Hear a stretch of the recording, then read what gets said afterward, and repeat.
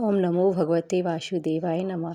धर्म ग्रंथों के स्वयं श्री कृष्ण ने इसका महत्व बताया है, जिसके अनुसार एक राज्य में एकादशी के दिन प्रजा से लेकर पशु तक कोई भी अन्न ग्रहण नहीं करता था। एक दिन भगवान विष्णु ने राजा की परीक्षा लेने की सोची और सुंदरी वेश बनाकर सड़क किनारे बैठ गए।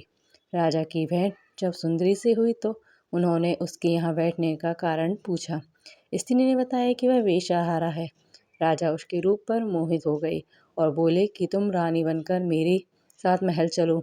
सुंदर स्त्री ने राजा के सामने शर्त रखी कि वह ये प्रस्ताव तभी स्वीकार करेगी जब उसे पूरे राज्य का अधिकार दिया जाएगा और वह जो बनाए राजा को उसे खाना होगा। राजा ने शर्त मान ली। अगले दिन एकादशी पर सुंदरी ने बाजारों में बाकी दिनों की तरह अन्न बेचने का आदेश दिया। मांसाहार भोजन बनाकर राजा को खाने पर मजबूर करने लगी। राजा ने कहा कि आज एकादशी के व्रत में मैं तो सिर्फ फलाहार ग्रहण करता हूँ। रानी ने शर्त याद दिलाते हुए राजा से कहा कि अगर यह तामसिक भोजन नहीं खाया तो मैं बड़े राजकुमार का सिर धड़ से अलग कर दूंगी। राजा ने अपनी स्थिति बड़ी रानी को बताई। महारानी ने राजा से धर्म का पालन करने की बात कही और अपने बेटे का सिर काट देने को मंजूर हो गई।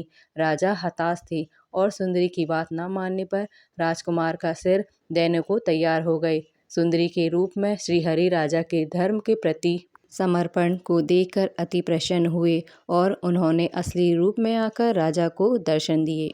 श्री हरि विष्णु जी ने राजा को बताया कि तुम परीक्षा में पास हुए हो, कहो क्या वरदान चाहिए। राजा ने इस जीवन के लिए प्रभु का धन्यवाद किया, कहा कि अब मेरा उद्धार कीजिए।